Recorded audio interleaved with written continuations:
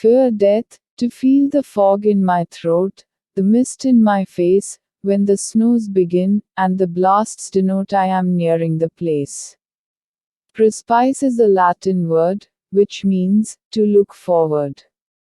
And in this poem, the poet is telling us to face death bravely by keeping faith in God. In the above lines, the poet is questioning the reader because he is confused with the idea of fearing death. It is clear from his question that he doesn't fear death at all.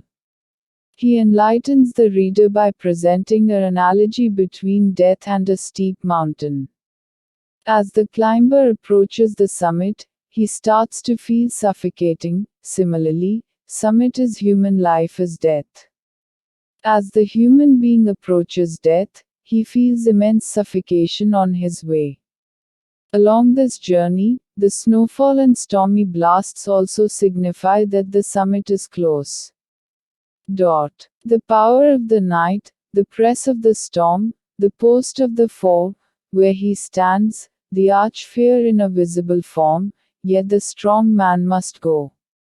In these lines, night is a symbol of a dark phase. And in the stormy weather, the man is approaching his enemy, which he calls in the poem, the arch fear.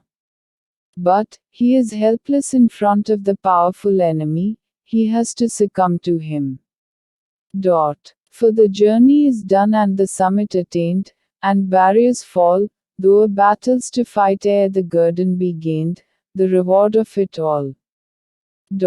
Now, the poet says that all men eventually die. One has to face difficulties in life to attain the reward. Browning wants to convey the message to his readers that no matter who you are, you have to succumb to the death. Without struggle we can attain nothing in our lives.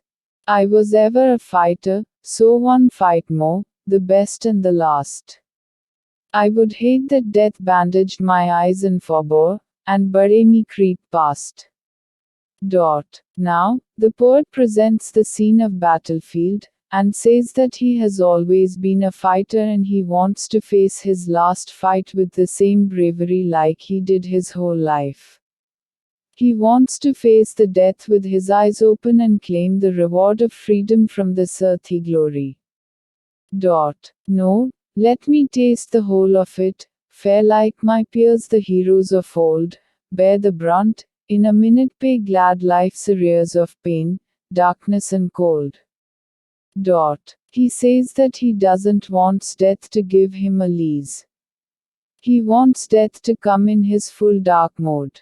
He is ready to bear the pains and wants to complete his share of sufferings in this life.